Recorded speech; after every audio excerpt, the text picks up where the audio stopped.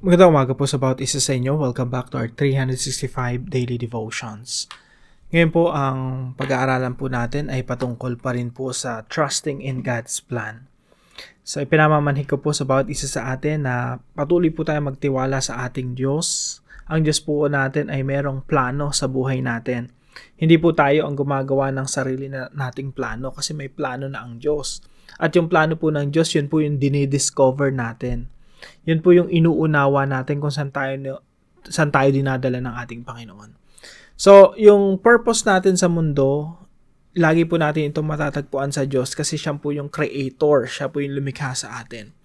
Kaya po, naririto tayo sa mundo na ito for a purpose, to fulfill God's plan.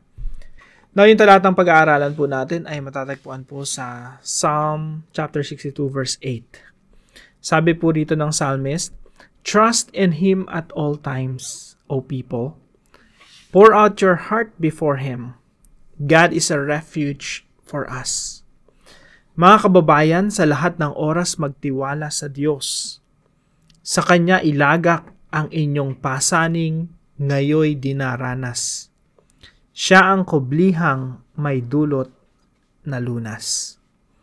Napakaganda po ng mga talatang ito. Patuloy po nating unawain ano bang sinasabi ng mga talatang ito. Bakit natin kailangan magtiwala sa Diyos sa lahat ng oras.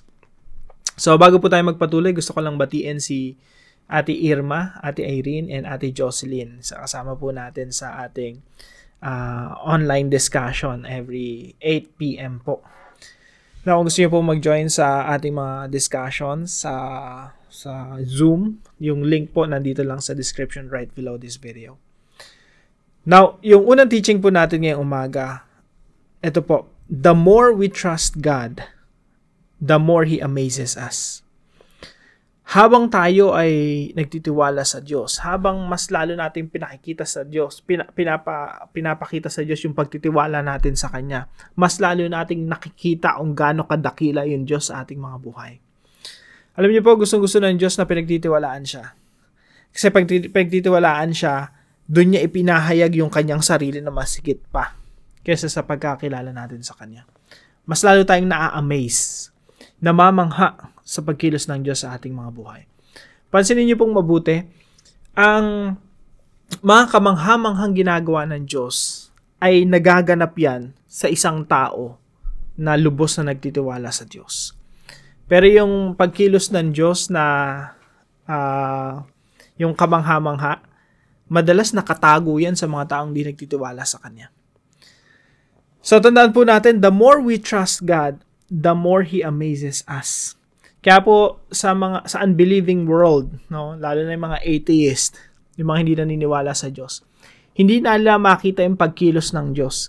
Sobrang blindfolded, nandun sila sa kadiliman, hindi nila maunawaan ano yung pagkilos ng Diyos. Bakit? Kasi wala silang pagtitiwala sa Diyos. Wala silang pagkakilala sa Diyos. Kaya yung mga kamangha-manghang pagkilos ng Diyos, sarado rin sa kanila. Hindi nila makita. Pero tayo pong mga mananampalataya, tayo nakakita ng pagkilos ng Diyos sa ating mga buhay.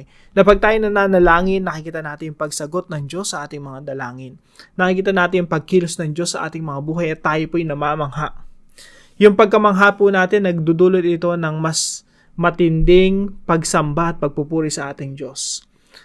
Mas lalo nahahayag yung greater glory ng ating Diyos. So the more we trust God, the more He amazes us. At gusto ng Diyos na mamangha talaga tayo sa Kanya. Gusto ng Diyos na ipahayag talaga yung Kanyang makapangyarihang pagkilos sa ating mga buhay. At magaganap po yun sa ating the moment we put our trust in Him.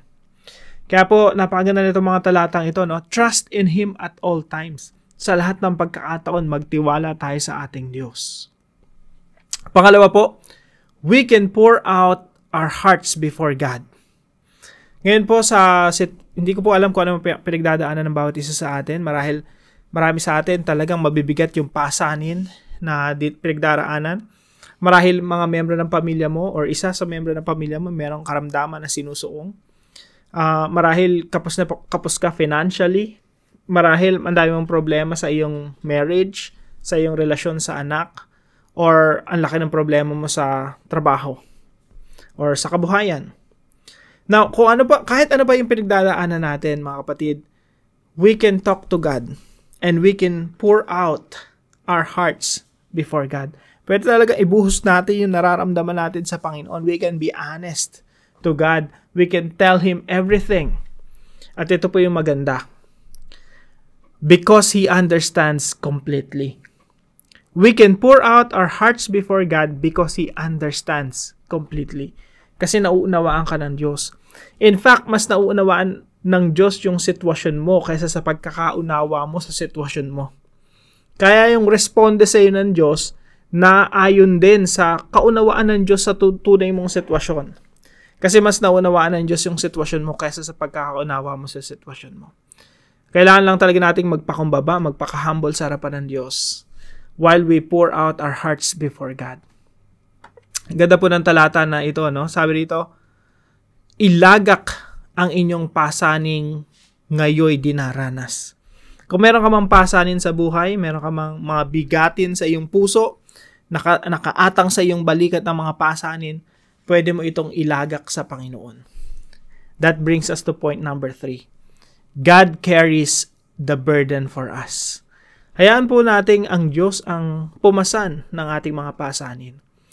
Ang Diyos po natin, gustong-gusto niya, no? Devotion natin nung nakaraan pa, na inuutos mismo ng Diyos na i-commit natin sa Kanya yung ating mga pasanin. Cast all your burdens upon me because I care. Yan po ang sabi ng Diyos. Because He cares for us. So, pwede talaga nating ilagak pati mga pasanin natin sa Kanya at hayaan natin siyang pumasan para sa atin. Kasi sa totoo lang, hindi natin kayang resolbahin yung lahat ng mga problema na dumarating sa buhay natin. Hindi natin kayang pasanin yung mga problema na sa sinusuong natin. At ang gusto ng Diyos, magtiwala tayo sa Kanya. At kung ano yung iniatang mo sa Panginoon, kung ano yung ibinilagay mo sa kamay ng Diyos, na bigatin at pasanin, huwag mo nang bawiin pa. Hayaan mo ang Diyos ang pumasan ng ating mga pasanin. God carries the burden for us. Sipin niyo pong mabuti, ang Panginoong Hesukristo pinasan yung krus para sa atin. Ano pa kayang, yun na po yung greatest problem of humanity, yung kasalanan. Yung kaparusahan sa kasalanan na dapat tayo tumanggap. Pero maging yun, pinasan ng Panginoong Hesukristo, no? Praise God. Glory to God. Now, kung ang Panginoong Hesukristo pinasan yung krus na pinakamabigat nating pasanin, ano pang klaseng pasanin ang hindi niya bubuhatin para sa atin? Kailangan lang natin talaga magtiwala sa Kanya. Sabi po rito, siya ang kublihang may dulot na lunas. God is our refuge. Siya po yung ating kanlungan at ang Diyos po ay pwede nating pagtiwalaan at ang salita niya ay mapapanghawakan natin. Kaya kung sinabi ng Panginoon na cast all your burdens upon me, upon Him because He cares for you, mapapanghawakan po natin. Ito'y pangako ng Diyos na pwede nating sandigan at maging pundasyon ng ating pananampalataya. God is a refuge for us. Now, ito po yung application natin sa umagang ito. Trust in God at all times and be amazed. Tayo po mga kapatid ay magtiwala sa Diyos sa lahat ng pagkakataon. Hindi po sa pagkakataon lamang na smooth sailing. Ibig sabihin, maalwan yung buhay natin. Hindi tayo magtitiwala sa Diyos sa mga panahon na okay yung buhay, no? Maayos yung kabuhayan mo, maayos yung pamilya mo, healthy mga anak mo. Hindi lang yun sa ganung pagkakataon nagtitiwala sa Diyos eh. Nagtitiwala din tayo sa Diyos sa panahon ng kadiliman, sa panahon ng bagyo, sa panahon ng mga problema at maraming pasalin sa buhay. So, mas lalo tayong magtiwala sa Panginoon kapag meron tayong mga pinagdaraanang mga matitinding pagsubok. Trust in God at all times and be amazed. Hayaan po nating mamangha tayo sa resulta ng ating pagtitiwala sa Diyos. At sinasabi po ng banal na kasulatan na those who trust in God will never be put to shame. Ang nagtitiwala sa ating Diyos, hindi mapapahiya.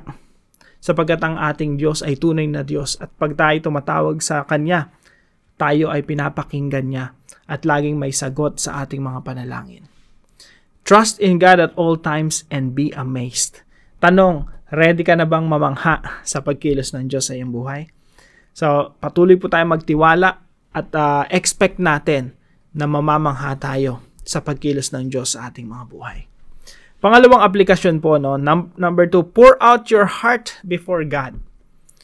Kung ano man po pinagdaraanan natin ngayon, hindi ko po alam. No? Kanya-kanya po tayong sinusuong sa buhay. May kanya-kanya po tayong pagsubok. But we all have the same opportunity. Magkakaibang sitwasyon, pero meron tayong parehong oportunidad. At yun po yung oportunidad po na yun, yung lumapit sa Diyos. Magpakatotoo sa harapan ng Diyos. We can pour out our hearts before God. Talagang lahat ng nararamdaman mo, pwede mo ibuhos sa Diyos. Kasi po naiintindihan niya tayo, nauunawaan niya tayo. At yan po yung isa sa pinakamagandang experience yung na-express mo lahat ng iyong nararamdaman sa ating Diyos. Pangatlong aplikasyon po, take refuge in God. Sabi po sa talata natin, siya ang kublihang may dulot na lunas. God is our refuge for us. Mga kapatid, ang ating Diyos po ay isang kanlungan. Ibig sabihin po, yung kanlungan po kasi ang concept niyan ganito yun yung inaatake ka ng maraming kaaway, no? Maraming kasandulahan, mga armies, no? Inaatake ka. Wala kang kalaban-laban. Tapos tumatakbo ka doon sa refuge. Ito po ay walled city, pwedeng parang kastilyo yung itsura na makakapal yung pader, matataas. At pagpasok mo roon, mapoprotektahan ka ng mga naglalakihang mga pader. Na hindi ka na magagambala, hindi ka na mapapahirapan ng mga umuusig sa'yo. So yung Diyos po natin, He is our refuge. Sa po yung kanlungan na ang Diyos ang proprotekta sa atin, ang Diyos ang mag-iingat sa atin. Kinakailangan lamang po nating lumapit sa Kanya na may taos-pusong pagtitiwala. Siya ang ating kublihang may dulot na lunas. Walang makakatalo sa iyo, no one can harm you, walang makakapanakit sa iyo hanggat ikaw ay nasa kanlungan ng Diyos. Ang isa pong itsura rin ng kanlungan yung lap sa Tagalog kasi pag kinanlong ka ng tatay mo, 'di ba? Nakaupo ka sa kanyang kanlungan. Pag nakaupo ka dun sa tatay mo, wala maaagalaw sa iyo, no? Kasi yung tatay mo pagtatanggol ka talaga, buhay sa buhay, no? Talagang ibubuwis ng tatay. Ako, ibubuwis ko yung buhay ko para sa anak ko. Hanggat yung anak ko nandito sa kanlungan ko, wala maaagalaw diyan sa anak ko. So ganoon din po sa ating Diyos, no? Kumanlong lang tayo sa ating Diyos at maranasan natin yung proteksyon, pagliligtas at pagkalinga ng ating Diyos. Take refuge in God. Kung ikaw yung isang tao na naglayas, tumalikod sa Panginoon na muhay sa kasalanan, now is the time to return to our God. He is our Father in heaven at inaantay niya ang iyong pagbabalik at upang ikaw ay yakapin at muli mong maranasan yung pagiging anak sa ating Diyos. Muli mong mararanasan yung pagkalinga ng ating Diyos sa hanggat tayo na nasa kanyang kanlungan. So, trust in God at all times and be amazed. Pour out your heart before God and take refuge in God. Para naman po sa ating discussion, how have you trusted in God and been amazed by the result?